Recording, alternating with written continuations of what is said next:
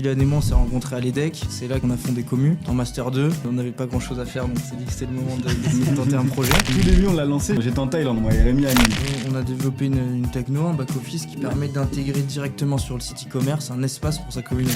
Moi, si je suis une personne extérieure, que je tombe sur le site d'un de vos clients, navigue, je scroll, je tombe sur la communauté, je peux pas du tout y accéder. Un des enjeux principaux, c'est aussi l'affinage en fait, de la communauté, la connaissance client, de connaître toujours plus ses clients. Et donc, quand un client ou un prospect a rejoint la communauté, on va pouvoir le relancer sur des choses encore plus personnalisées que c'est le cas auparavant. Bah écoutez, merci Rémi et Kylian d'être là aujourd'hui. C'est un plaisir de vous recevoir. Merci à vous les gars. Nous, on vous accueille là pour ce deuxième podcast. On en a fait un il y a 2 semaines au sujet des e-commerce, des sites internet dans leur globalité. Et là, c'est un plaisir de vous recevoir parce qu'on va aborder un peu de la même manière comment on engage les communautés à travers des sites internet, des sites e-commerce. L'idée, c'est, nous, dans nos podcasts, c'est d'interagir avec justement des acteurs du digital, des personnes qui transforment l'écosystème, qui sont innovants, qui apportent de nouvelles choses, et d'en parler à nos auditeurs, de pouvoir leur présenter une nouvelle solution, des outils digitaux modernes. Et je pense que vous êtes les bons invités pour ça. Est-ce que vous pouvez vous présenter pour que tout le monde sache qui vous êtes ? Carrément. Écoute, je vais commencer. Du coup, moi, je suis Kylian. Je suis le cofondateur, associé, ami de Rémi.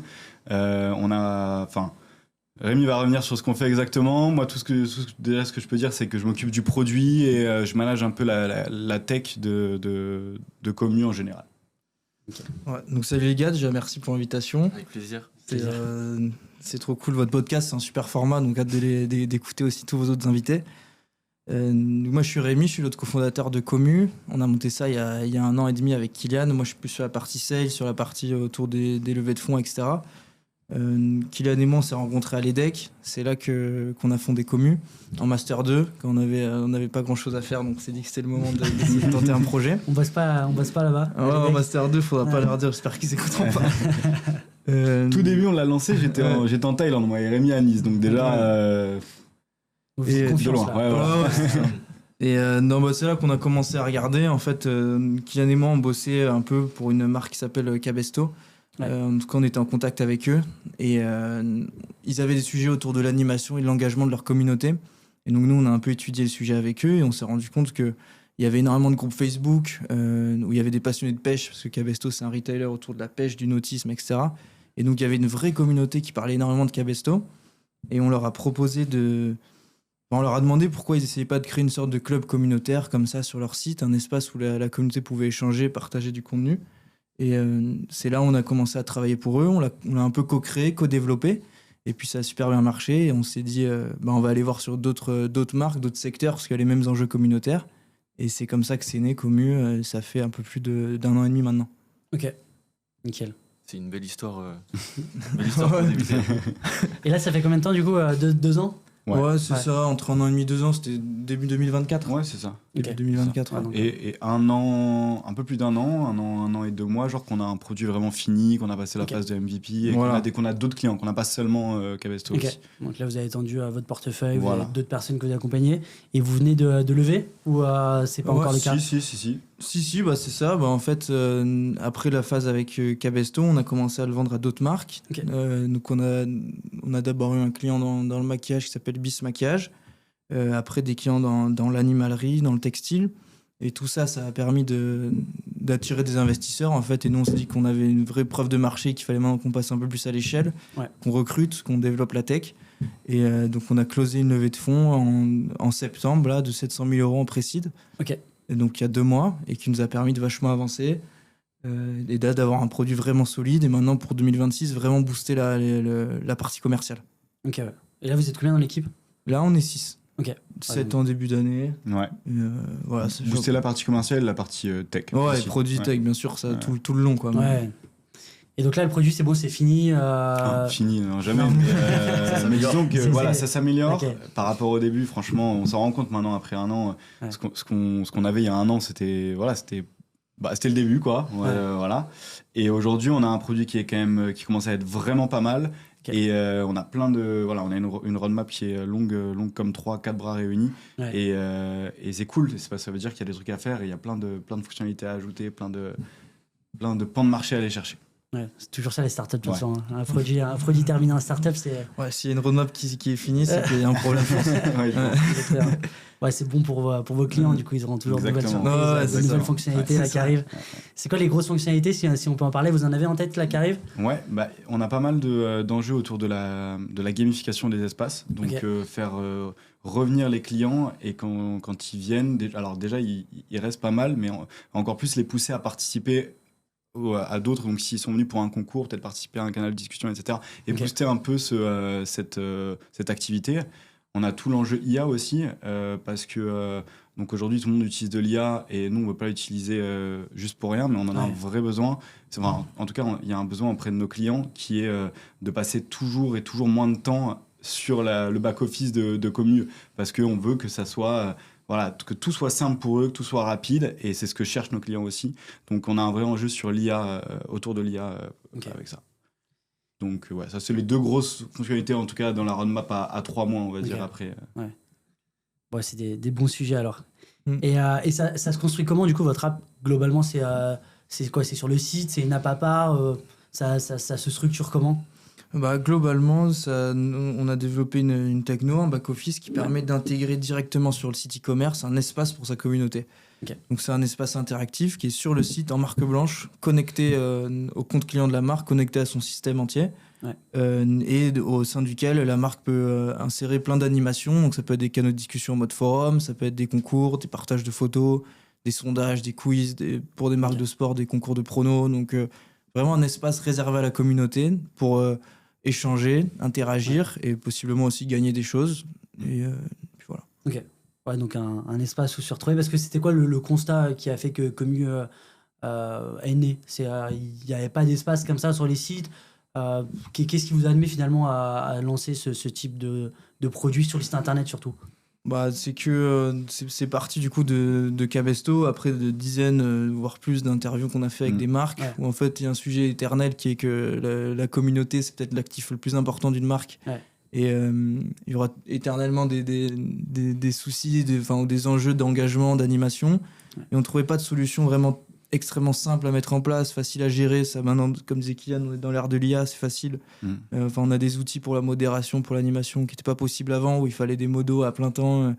Et donc voilà, répondre à ce problème, fournir un outil facile, clé en main, qui permet aux marques d'animer sa communauté, vraiment tisser un lien avec elle.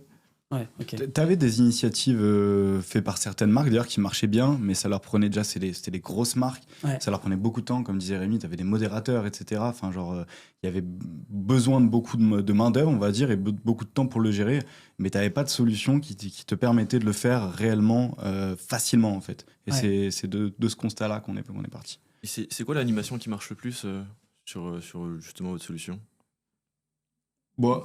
Franchement, ça dépend de la typologie du client, mais on va dire que les deux, je vais t'en donner deux du coup, c'est vraiment les concours, parce qu'il y a toujours un intérêt. Des concours photos, des concours. Ouais, il y a plusieurs types de concours photo, concours instant gagnant, concours tirage au sort, etc. On en offre pas mal de possibilités sur la web app et les canaux de discussion.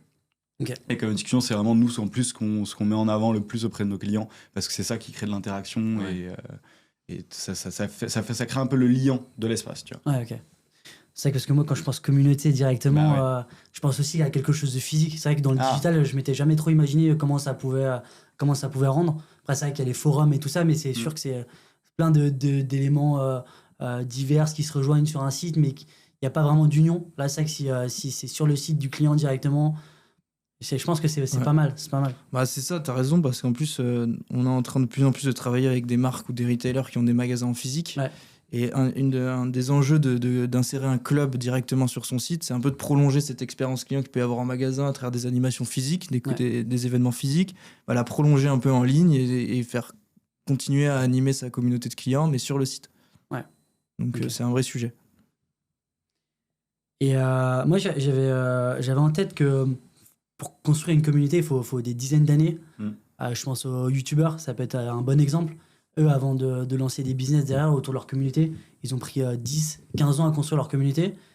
Pour une marque e-commerce, évidemment, les grands groupes, ils sont connus, ils font peut-être partie de la culture. Mais pour une marque un peu moins connue, qui est en plein développement, comment ça fonctionne?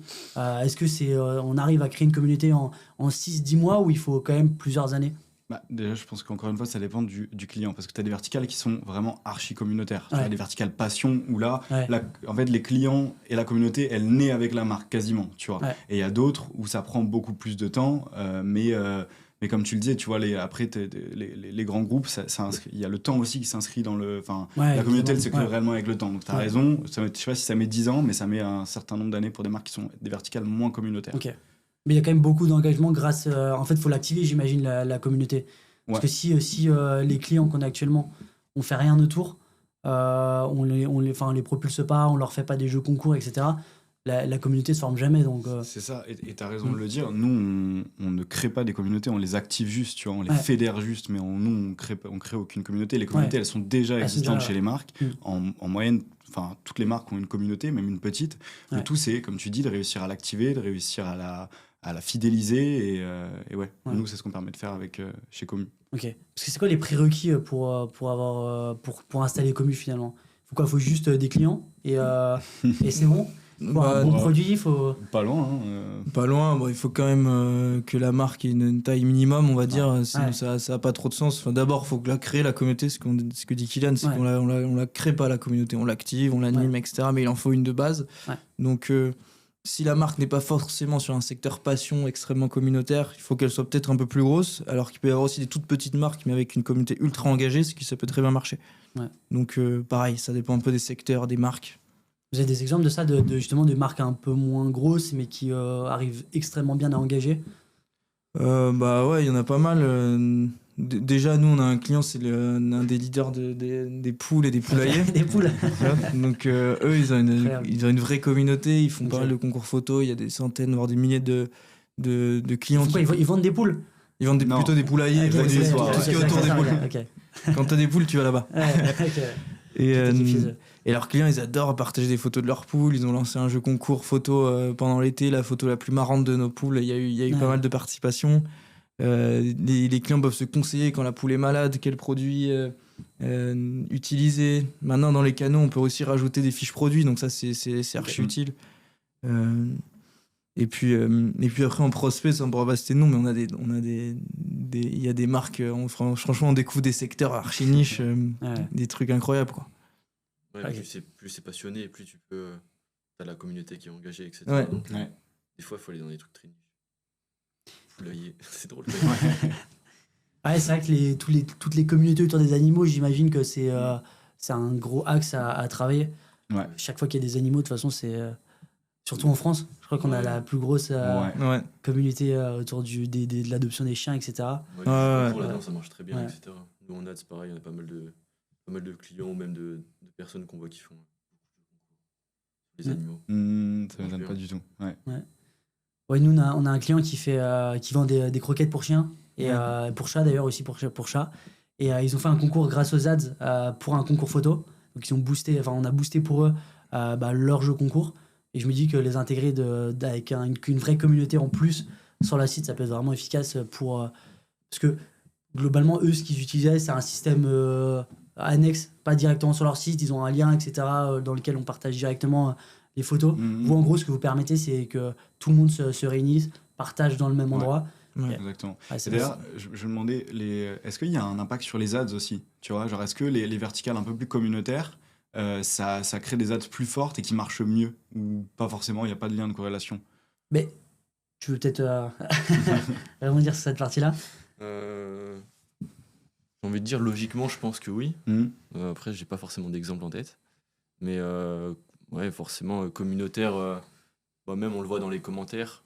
Dès qu'on a des ads où il y a pas mal d'engagement avec des commentaires, etc., des clients, des prospects qui y répondent, déjà ça fait plus de portée. Souvent ça convertit, c'est des ads qui convertissent un peu mieux. Moi je le vois sur les jeux concours qu'on diffuse, le nombre de likes, de commentaires, ça n'a rien à voir avec une ad, j'ai envie de dire, où le but c'est clairement faire de l'achat. Donc c'est un peu lié. C'est là où l'espace, je pense, est intéressant. Et nous, ce qu'on va chercher aussi, c'est que si par exemple, la marque fait des ads sur un jeu concours, le prospect va se retrouver sur un espace où, au-delà du jeu concours, déjà il sera sur le site, puis après il y aura des canaux de discussion, il va rentrer dans une communauté, et derrière il aura plus de chances de rester, en tout cas, et de convertir. Je pense que c'est ça, c'est pas forcément, tu vas forcément plus t'inscrire au jeu concours, Et une fois que tu es inscrit au jeu concours, tu vas être directement plus engagé vers la marque. Ouais. Parce que tu vas participer, tu vas regarder les autres. Voilà. Par exemple, les 3/4 des jeux concours photo, c'est tu publies ta photo et après c'est tout. Ouais, t'as un retour genre, un mois plus tard. Alors que là, tu vas commencer à liker le chien, le chat ou la poule de ton voisin. Ouais. Tu vas te retrouver sur l'URL du site. Ouais, aussi. Tu vas te familiariser au site. Tu vois. Ça donne déjà plus d'engagement. Mais c'est marrant parce que nous, du coup, notre client, le leader des poulaillers, là, pareil, ils organisaient des concours photo, et sur le même principe. Donc ça veut dire tu postes ta photo et puis un mois plus tard ou 2 mois plus tard, on te recontacte. Voilà. Ouais. Et justement, en effet, ce qu'ils ont dit, c'est que ce qui était hyper sympa avec nous, c'est le côté un peu ludique qu'il y a derrière. C'est le côté, tu reviens un peu tous les jours voir si t'as pris des likes, ça crée vraiment tu vois un les truc autres en plus. Tu vois les autres participants, il y a pas mal leurs tu photos. peux interagir avec eux. Exactement, ouais. Ça peut être marrant. Et il y a moins ce côté transactionnel aussi. C'est ça aussi qu'on remarque, c'est que dès qu'on fait, dès qu'on fait de la publicité et qu'il y a plus un contenu organique derrière, on se rend compte que l'engagement il est aussi plus important. Les gens sont plus motivés à interagir avec quelque chose qui paraît être moins de la vente que une publicité où on te vend directement quelque chose. C'est pas le même engagement. Ça va pas forcément faire plus d'achats quand on engage vers de la communauté, mais en tout cas ça intègre les personnes d'une autre manière. Ouais. Et comme vous là, vous les ramenez sur le site, il y a ce côté intéressant où derrière il y a de la proposition d'achat autrement. Tu m'as dit que vous intégrez les catalogues produits directement aussi dans votre plateforme communautaire. Donc vous arrivez à engager, j'imagine, autrement derrière. Ouais, c'est ça. Le but, c'est vraiment d'étoffer, d'améliorer cette expérience client, aller chercher quelque chose qui sort un peu du transactionnel, qui va être une autre valeur ajoutée, plus de contenu, plus communautaire, plus de photos, de partage. Et en l'occurrence, la feature de l'implémentation des fiches produits permet aussi de parler des produits différemment, dans un cadre un peu différent, quoi. Et là, vous nous avez dit que vous êtes sur le site e-commerce directement du client. C'est vrai que nous, on analyse énormément la data quand on parle d'ads. On regarde le retour sur investissement, on regarde exactement ce qui se passe, le temps passé sur les publicités. Nous, on a vraiment toute la data. Vous arrivez à analyser des choses avec Commu directement sur le site? Ouais, carrément. Donc déjà, de 1, ça permet d'analyser un ROI super précis. Ça, c'est ce qui est cool en e-commerce, c'est que tout est à peu près mesurable. Donc ça, on arrive à le faire. Et en plus de ça, toute cette data qui est générée, donc qui peut être du contenu UGC, à la fois des photos, mais à la fois du texte par l'utilisateur, ça permet d'enrichir les fichiers clients des marques. Donc c'est archi précieux et c'est de la nouvelle data générée vraiment. Et en plus de ça, on pourra en parler aussi si tu veux, mais tout ce contenu est indexé directement sur les moteurs de recherche. Et donc à la fois devient une machine pour le SEO, mais aussi pour le GEO, parce que les LLM aiment beaucoup tout ce contenu communautaire, prend beaucoup de sources de type forum, type communauté. Et donc en intégrant sur son site, ça peut permettre de vraiment booster toute cette partie-là. Ok. J'imagine que ça intéresse pas mal les grandes marques. Ouais, Pardon, excuse-moi. Non, vas-y. Je disais, on l'a pas dit, mais je précise, ça fait peut-être sens, mais je précise, pour faire n'importe quelle interaction sur l'espace, le client, il a besoin d'être connecté à son compte client, le compte client de la marque en question. Okay. Donc du coup, ce qui nous permet d'avoir toutes ces datas aussi. On l'avait pas dit, du coup, je précise quand même, parce que c'est important pour nous après la finesse de nos datas, on va dire. Et moi, si je suis une personne extérieure, que je tombe sur le site d'un de vos clients, je navigue, je scroll, je tombe sur la communauté, je peux pas du tout y accéder? Tu peux y accéder, mais tu peux pas forcément participer. On a même je peux voir ce qui se passe un peu. On a des clients chez lesquels ils ont pris la décision de faire une communauté plutôt fermée, donc là tu pourras pas les voir, mais la majorité de nos clients aujourd'hui, c'est des communautés ouvertes, donc tu peux les voir, mais pas participer si t'as pas un compte. Ouais, pour donner envie. Puis c'est ça, exactement. Ouais. Tu peux avoir certaines parties de la communauté qui peuvent être réservées à certains clients. Ça, on peut faire de la segmentation. Par exemple, un club VIP ou un club pour les Belges, j'en sais rien. Mais vraiment en fonction de la segmentation. Et là, tu le verras pas, sinon tout le reste, tu peux le voir. Ok, ouais, très cool. Et c'est qui plutôt qui fait des clubs très privés? C'est quoi? C'est les marques de luxe? C'est des marques spécifiques ou... Ouais, c'est ça. On travaille aussi avec des marques qui réservent en fait cette communauté-là à leurs collaborateurs, par exemple. Tu vois, parce que c'est une très grosse marque et elle le réserve à toute sa partie collaborateurs et les amis de ses collaborateurs. Donc ça fait un peu sens de faire une communauté un peu plus fermée, tu vois. Ok, ouais. Un use case un peu différent là. C'est ça, voilà. Okay. Et ça se traduit comment ça, par exemple qu'est-ce qu'on y fait quand on est collaborateur sur cette marque-là? Forcément, on est assez engagé auprès de la marque, puisque on y travaille. Puis en l'occurrence, je disais, c'est une grosse marque, donc on est assez engagé auprès d'elle. Et puis ça permet de poser des questions, recevoir des conseils sur les produits. Et également, il y a aussi des animations type concours sur ces communautés plus fermées. Ouais, peut-être même les ventes privées. Ouais, c'est ça, exactement. Toutes ces choses-là. Toute cette dynamique. Ouais, ça, c'est un peu... c'est une partie plus spécifique, c'est pas ce que vous poussez forcément trop. Non. Ok. Moi, je reviens sur le sujet SEO, GEO, justement. Vous avez vu avec des clients vraiment des améliorations sur ces points, parce que c'est assez similaire, c'est proche des ads, mais c'est des sujets, on s'intéresse beaucoup. Je suis curieux. Tu y allais ? Ouais, mais alors c'est assez récent, hein. On a réussi vraiment parce que c'était assez compliqué d'un point de vue technique, en tout cas le SEO dans un premier temps. Et on a réussi à craquer ça il y a peu de temps au final, mais ça marche bien aujourd'hui, on est plutôt bien référencé, et puis il faut s'imaginer du coup que n'importe quelle question posée par un utilisateur, n'importe quelle réponse, en fait, ça génère une page. Donc, du coup, c'est quand même c'est une machine à créer du... c'est un blog ultra dynamique. C'est ça, c'est énorme. Ouais. Et là, c'est créé par les utilisateurs et tout en temps réel, c'est énorme. Ouais, ça, c'est bien. Donc, vas-y. Non, surtout que, en tout cas, sur les LLM, ce qui est important, ce qui va changer la donne, c'est les questions vraiment précises. Maintenant, on demande des choses à ChatGPT qu'on ne demandait pas à Google. Et typiquement, ça peut être exactement les questions qu'un client va poser dans un forum ou dans la communauté de la marque. Ouais, du coup, et donc, l'IA, elle va y chercher exactement. Voilà. Et puis, je ne sais pas si vous avez vu passer ça, du coup, mais il y a la majorité des réponses qui sont faites par ChatGPT, Claude, enfin tous les LLM, où les sources sont des sources type Reddit, enfin forum en fait. Et du coup, nous, on s'inscrit parfaitement là-dedans, puisque nous, on a un forum sur le site des marques, en tout cas sur la partie canaux de discussion. Donc, ça semblerait... Je mets du conditionnel, parce que c'est encore assez flou pour tout le monde en réalité, cette partie GIO. Mais ça semblerait pas mal booster le référencement dans les LLM. C'est fort. Ouais. Et autre que le GIO et le SEO, vous avez vu d'autres retours sur investissement, pas forcément dans le référencement, mais dans, je sais pas, le chiffre d'affaires de la marque. L'engagement de la l'engagement, je pense qu'il est supérieur, forcément. Ouais, en fait, c'est une question que les marques nous posent extrêmement souvent et qu'on a vraiment pris le temps d'étudier. Parce que la communauté, déjà, c'est quelque chose de très subjectif. Le sentiment d'appartenance, c'est pas forcément le plus facile à mesurer, ça reste assez abstrait. Mais le fait d'être en e-commerce, intégré sur le site, ça nous permet d'avoir des vrais retours. Et on a pris nos clients qu'on a maintenant depuis 1 an, on a pris des moyennes. Et en fait, ce qui se passe, c'est que on a à peu près 10% de la base des clients actifs de la marque est devenu membre de la communauté. Ces clients-là, ils ont un réachat qui a augmenté de 30%, un panier moyen qui a augmenté de 30%, et donc une LTV qui a quasiment doublé. Et donc là, on se rend compte qu'un client qu'on arrive vraiment à engager, à chouchouter, ça va être un client qui dépense beaucoup plus. Et donc là, il y a un vrai retour sur investissement. Ok. C'est énorme. En plus, c'est vraiment des grosses stats. Ça peut vraiment faire basculer une boîte. Ta LTV. Sur les clients engagés par la communauté. Et il y a une deuxième partie du ROI qui est en fait le réveil des clients endormis, où les mails liés autour de l'espace sont assez différenciants, changent un peu. C'est des mails autour du club, autour d'une communauté qui peut intriguer. Donc déjà, ils sont extrêmement ouverts. On avait parlé, il y avait un mail qui avait été ouvert à 85%. Sur une newsletter, donc ce qui est quand même assez énorme. Et ça permet de réveiller une base significative des clients endormis. En moyenne, on a été entre 2 et 5% de clients qui se reconnectent au compte client. Et donc ça, pareil, après, le but, c'est de les faire convertir, mais ça peut être un bon moyen de réveiller sa base endormie. Et là, vous essayez de plus travailler, c'est quoi ? C'est de faire en sorte que le chiffre d'affaires des engagés augmente, ou c'est les 90% qui ne veulent pas être engagés ? J'ai envie de te dire les deux, mais notre focus quand même, c'est les clients les plus engagés. C'est là où on est le meilleur.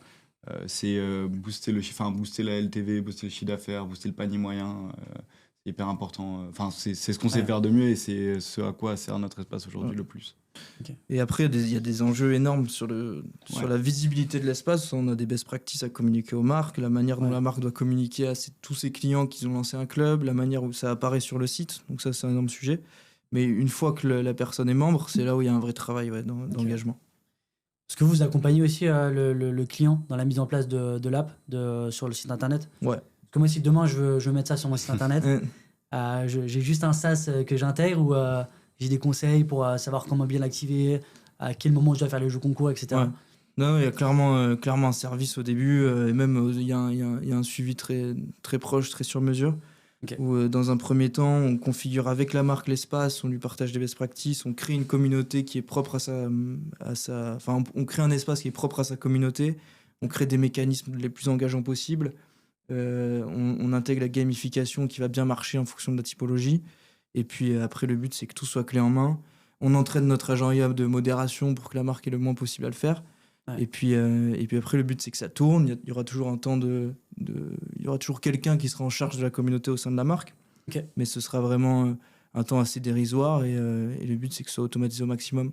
C'est qui au sein de la marque qui fait ça? C'est quoi? C'est un responsable marketing ou c'est le community manager? Plus le community manager. Généralement, le community manager. Ouais. Ok.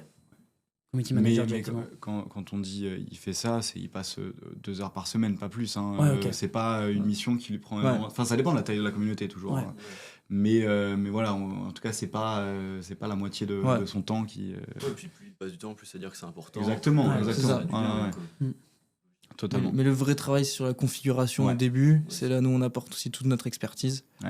Et après, généralement, ça tourne vraiment bien. Puis la marque prend vraiment en main. Là, ça devient très naturel dans le comportement des clients.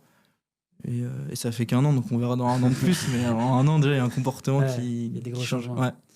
Mais c'est quoi est-ce que vous êtes en concurrence face aux réseaux sociaux? Parce que je sais que les réseaux sociaux, c'est quand même assez... ça rassemble pas mal de personnes... se rapprochent des influenceurs, etc. Par les réseaux sociaux. Ils arrivent à être très engagés, rien que par l'aspect réseaux sociaux, le fait d'être de voir les vidéos passer de son influenceur préféré ou sa marque préférée. Vous, c'est quoi? C'est un complément? C'est dans quel prisme vous vous situez par rapport à ça? Déjà, je pense qu'il est hyper important, c'est qu'on n'est pas du tout en concurrence avec les réseaux sociaux. Je pense que c'est important de le dire. Au contraire, une marque aujourd'hui avec laquelle on travaille, qui a des réseaux hyper forts, pour nous, c'est mieux. Ça veut dire qu'elle a une communauté qui est déjà engagée, qui existe déjà. Donc, nous, on pousse dans ce sens-là. Par contre, c'est sûr qu'on nous pose souvent la question de mais moi, quand je pense à la communauté, je pense peut-être plus aux réseaux sociaux, mais il faut imaginer que pour une marque, toute cette data qui est présente sur les réseaux sociaux, c'est une data auquel la marque n'a pas forcément accès. Elle n'est pas propriétaire de cette communauté-là. Tu vois, et quand Rémi tout à l'heure parlait de l'actif stratégique c'est l'actif le plus stratégique de la marque, la communauté, c'est quand même dingue de le laisser, en tout cas tout ou une partie, aux réseaux sociaux, alors que tu as le moyen de le réattribuer et toute cette data de reprendre la main dessus en réalité. Et c'est ça qui plaît pas mal aujourd'hui à nos clients. Et puis c'est automatisé, je veux dire, tu prends un SaaS, tu payes les fees du SaaS et puis c'est un peu réglé et t'as ton retour sur investissement qui arrive. Sur les réseaux sociaux, c'est une dynamique pour animer, pour faire des podcasts, faire des vidéos. C'est sûr. Mais et c'est pour ça que ça plaira encore plus aux clients qui sont engagés. Et en fait, on va surtout chercher cette partie engagée des followers qui va se retrouver sur le site dans un endroit propre à la marque et qu'ils apprécient aussi énormément en fait. Et pour faire le parallèle un peu avec l'AD, vous parliez tout à l'heure de communautés qui ont un peu du mal à être relancées, qu'on a du mal à réactiver. C'est vrai que vous avez votre plateforme commu qui réengage, mais c'est pour des clients qui passent sur votre site internet. Et c'est vrai que l'AD, c'est un bon levier, pour le coup, en haut de funnel, quand on essaie de réactiver des communautés sur du retargeting, au lieu de leur proposer un produit même, pourquoi pas parler de la communauté, des jeux concours qu'il y a autour et de les relancer par là. Et ensuite, vous, avec votre travail justement communautaire, de proposer finalement d'autres produits mettre en place plein d'éléments de conversion directement sur la plateforme. Exactement. Et on en parlait un peu tout à l'heure, mais vous, de votre expérience, les ads qui concernent en général les jeux concours, pas forcément les concours photos, les jeux concours, ça marche bien aussi? C'est quelque chose qui est très utilisé par les marques ou c'est plus des ads purs qui vont déclencher un achat Non, c'est un premier pas pour les personnes qui ne connaissent pas forcément la marque. Donc tu as quand même pas mal de leads pour pas très cher. Après, forcément, ton taux de conversion entre le mec a participé au jeu concours et devient acheteur, il est quand même assez faible. Mais ça te permet d'avoir quand même du volume sur lequel après tu peux recibler, montrer des vidéos, etc. Donc, non, c'est bien utilisé. Vous en faites souvent ça ou pas pour beaucoup de marques. Ouais, c'est très niché, justement. C'est plus pour des marques un peu comme vous, des marques un peu passion. C'est ça. Okay. Des marques qui créent de l'engagement à travers justement... faut qu'il y ait quelque chose à montrer quand même pour faire des jeux, des jeux photos surtout. Faut qu'il y ait une vraie solution derrière à présenter, etc. Et c'est vrai que ça correspond pas à toutes les marques. Il y a quelque chose qui, je pense, peut être intéressant pour les ads. Dites-moi si c'est bullshit, si c'est de la merde, mais j'y pense là, comme ça. C'est que intégrer cet espace et en étant connecté au compte client sur le site de la marque, ça permet d'avoir de la data supplémentaire sur les clients. Donc, je te prends l'exemple d'une marketplace de vins et spiritueux qui va créer plusieurs canaux de discussion sur les vins, par exemple les vins de Bourgogne, les vins de Bordeaux, etc. On va avoir de la donnée sur si la personne apprécie particulièrement les vins de Bordeaux, etc., sur quel produit elle a cliqué. C'est quelque chose aussi, peut-être que tout ça, on l'intègre dans les fiches clients de la marque, dans son système, qui est directement exploitable. Peut-être que cette data peut servir à envoyer des ads qualifiés pour tous ses clients. Bien sûr. Ouais, de toute façon, sur la partie paid media, on utilise des listes clients. Parfois, ils achètent qu'une catégorie de produits. Donc, on va mettre notre liste client que sur cette catégorie de produits et on l'intègre dans Google, dans Meta. Et on peut faire une deuxième liste client sur une deuxième catégorie de produits. Quand tu dis liste client, tu parles de quoi? Je suis pas hyper familier avec en fait, justement, tu peux, sur le Pay Media, tous tes clients ou tous tes leads, tu peux, si tu avec ton prénom, nom, adresse mail, etc., tu peux l'envoyer sur Meta, sur Google. Ok, donc ça va lui envoyer la publicité à lui directement. Là, on est sûr que ça le touchera lui. Soit du lookalike, des personnes similaires, ou soit les exclure, comme ça, tu veux pas que ça soit ciblé sur des clients. Et du coup, tu peux faire des listes clients qui sont différentes. Après, il faut quand même beaucoup de volume, c'est un peu l'inconvénient. Mais pour des segmentations, rien que Bordeaux, si tu veux du rosé ou du vin blanc, etc., ça peut être pertinent. Ouais. Il va y avoir une connexion entre les segments apportés par Commu et la communauté. Et souvent, tu les as déjà, ces infos, quand il est client, mais pas quand il est prospect, quand il n'a pas encore acheté, souvent aussi. Ouais. Ou quel type de produit il s'intéresse qu'il n'a pas encore acheté chez toi. Ouais, c'est intéressant. Puis tu dirais aussi que, comme tu disais, tu parlais d'exclusion. C'est vrai que si la communauté est très engagée à travers Commu directement, c'est peut-être aussi une cible à ne pas intégrer dans les campagnes publicitaires et à s'en débarrasser pour se dire ok, on se concentre vraiment que sur l'acquisition, les personnes froides, les personnes qui ne connaissent pas. Et c'est une bonne manière aussi de dégager une partie du public dont on veut plus en ads parce qu'elle coûte, parce qu'elle est déjà engagée quelque part. Ouais, c'est ce que vous faites ça déjà aujourd'hui de l'exclusion dans les ads. Ouais, carrément. Ouais, parce que la grosse priorité des marques, c'est faire de l'acquisition. Souvent, c'est soit de l'achat, soit c'est de la création de compte. Donc, dès que tu as un compte créé, dès que tu as un signe que tu montres de l'intérêt pour la marque. Après, tu peux quand même redéclencher un achat chez un client qui a acheté il y a 2-3 mois, qui est quand même du coup considéré comme un client actif, que peut-être vous allez exclure, mais en ne l'excluant pas, peut-être que ça va redéclencher un achat, je me dis. Tu peux, mais souvent le ROI est pas forcément. Oui, c'est vrai. Il n'est pas forcément top, et tu as beaucoup d'autres canaux, les mails, etc., où tu as un retour sur investissement. Oui, pourquoi aller faire une ad pour celui-là alors Parce que là, ça reste quand même aussi assez cher pour relancer tes clients chauds ou un peu tièdes. Ouais. Dès qu'une marque a réussi à avoir de la data sur un client, qu'elle ait eu un mail ou simplement un passage sur le site, une manière de la recontacter derrière, elle va plus utiliser d'autres canaux, l'emailing comme en parlait Antoine. Ouais. C'est une bonne manière de relancer. Et d'ailleurs, vous avez quelle complémentarité avec vous, les mails, l'emailing? Parce que c'est vrai que nous, de ce qu'on voit de nos clients actuels qui n'ont pas justement votre plateforme communautaire, c'est qu'elles essaient de réengager beaucoup à travers les mails. Elles font des ventes privées, des newsletters, etc. Ouais. Ça s'arrête un peu à là. Vous, ces marques-là, comment vous leur vendez justement Commu? Nous, comment on s'inscrit dans tout ça, c'est que déjà, donc je le disais tout à l'heure, il faut être connecté à l'espace ou faut s'être créé un compte. En tout cas, faut être connecté au compte de la marque ou s'être créé un compte. Donc du coup, dès lors, on a le mail, donc on les relance déjà sur toute la partie activité liée à l'espace, liée au club. Donc, je dis n'importe quoi, s'il y a un nouveau canal, s'il y a un nouveau concours, etc. Aussi sur l'activité entre les utilisateurs. Donc, un tel a répondu à ta question, etc. Ce qui fait pas mal revenir les gens.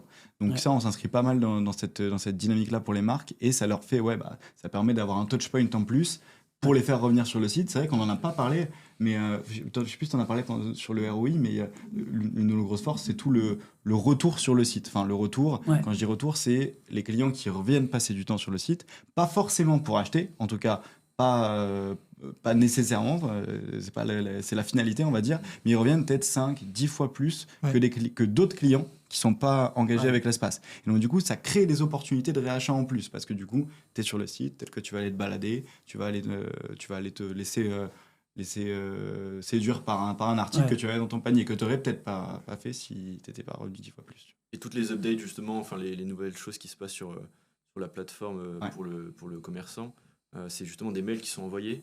Ouais. Et du coup, plus de clics et plus de C'est retours ça. vers le site que Exactement. le newsletter. Exactement. Okay. En moyenne, un client ou un prospect, à partir du moment où il a rejoint l'espace communautaire, il va 5 fois plus sur le site qu'avant. Parce que tu arrives à l'engager avec les mails que tu lui proposes. C'est ça. Ils disent va voir sur le site, c'est sympa ce qu'on a fait sur le avec la valeur qu'il y trouve. Et en général, sur les mails qu'on envoie par rapport à l'activité de l'espace, j'ai plus le taux d'ouverture en tête, mais il est très très très très élevé parce que forcément c'est un tel a répondu à ta question, tu vois. Donc dès lors tu as envie d'aller regarder, tu as envie d'aller voir, donc tu vas aller sur le site. Donc on a un taux d'ouverture, un taux de clic assez élevé en fait. C'est plein de notifications comme si tu étais sur les réseaux sociaux en fait, comme si on répondait à ton message. C'est ça. Pour engager, c'est excellent. Et on en parlait tout à l'heure, je rebondis sur ça, mais c'est une aussi de nos fonctionnalités qu'on va vraiment améliorer dans les prochains mois. C'est parce que là, actuellement, on relance l'utilisateur via la partie mailing, mais on cherche à ce que ce soit encore plus fluide. Et surtout, peut-être à l'avenir, relancer via la partie SMS aussi. C'est un truc qu'on est en train de regarder. Relancer via la partie SMS, les notifications in-app, etc. Donc, il y a pas mal encore de touchpoints à aller chercher sur ça qu'aujourd'hui, on n'adresse pas forcément. Et puis, un des enjeux principaux, c'est aussi l'affinage en fait, de la communauté. Le fait de la connaissance client, de connaître toujours plus ses clients. Et donc, quand un client ou un prospect a rejoint la communauté, on va pouvoir le relancer sur des choses encore plus personnalisées que c'était le cas auparavant. Donc, pareil, le but, c'est toujours d'engager et d'aller encore plus loin que l'espace, en fait, rentrer vraiment dans le système. Okay. Ça, c'est en test avec un client. On est un peu en sparring partner avec deux, trois clients en ce moment sur toute cette partie affinage des mails avec des segments personnalisés en fait, liés à l'activité de l'espace. On travaille vachement sur une dynamique avec nos clients de co-création sur les features qu'on va mettre dans les prochains mois, dans les prochaines semaines, parce que y a rien de mieux pour nous que ça, de travailler avec nos clients, de co-construire avec les clients et de voir aussi ce qui marche pas. C'est hyper intéressant. Parce que là, du coup, quand tu vas sur ton site internet, ton CMS, tu vas dans ma liste client ou prospect ou ceux qui ont créé des comptes, justement, tu vois des infos supplémentaires. Un petit onglet où c'est ce qu'il a écrit, c'est sa photo avec sa poule, etc. Exactement. Tu verras les canaux qu'il a rejoints, on peut les créer en segments, et derrière, le but, c'est de l'exploiter le plus possible. Okay. Et là, c'est sûr qu'on est en train de travailler aussi à fond, c'est toute l'analyse sentimentale. Donc, réussir à savoir, donc sur ton CMS ou sur ton CRM, si tu contactes ton client, sur sa fiche, savoir si ce client, c'est plutôt un promoteur, c'est plutôt un détracteur, il est neutre, il est dormant. Enfin, peut-être qu'il y a déjà la data, mais du moins, aller affiner encore plus cette data. Et ça, c'est hyper intéressant pour les marques. Comme ça, elles peuvent balancer ce qu'elles veulent derrière en fonction du comportement du client. Nickel. Et c'est vrai qu'il y a un sujet qui est pas mal intéressant. Justement, on en parlait à notre podcast précédent. C'est l'expérience. Comment on arrive à créer une expérience autour de la communauté. Je sais que les événements physiques qui rassemblent, souvent, il y a une grosse mise en scène, il y a des choses qui sont faites autour pour créer un univers. Est-ce que sur Commu, c'est une des prochaines idées de créer l'expérience, d'avoir un vrai univers autour de chaque marque et de les engager grâce à ça, ou c'est quelque chose de beaucoup plus lointain?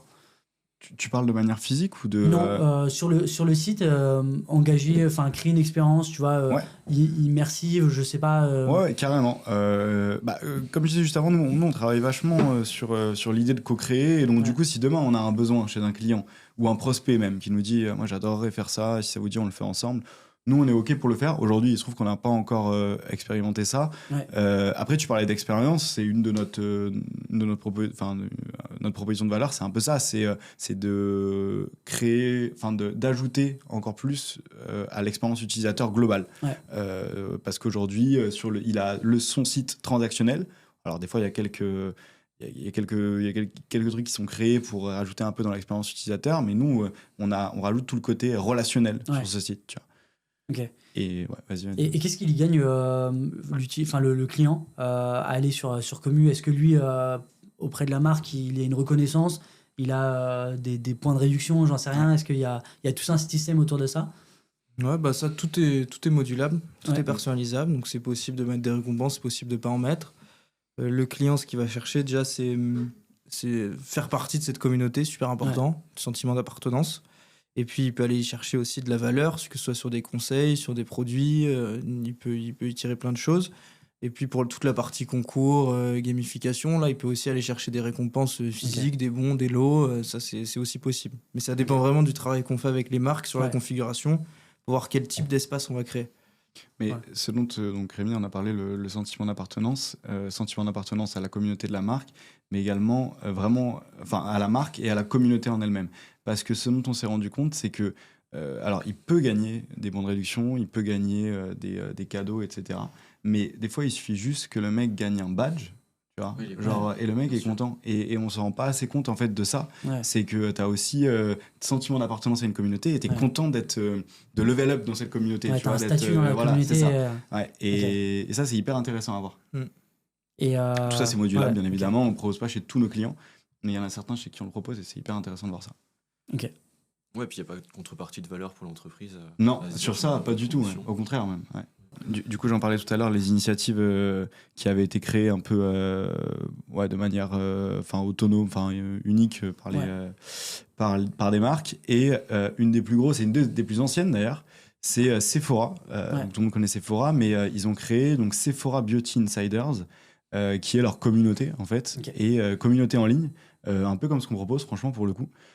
Sauf que ça fait 10-15 ans qu'ils l'ont créé et ça marche super bien. J'ai plus les stats exactes en tête, mais c'est constamment des millions d'utilisateurs connectés. C'est n'importe quoi.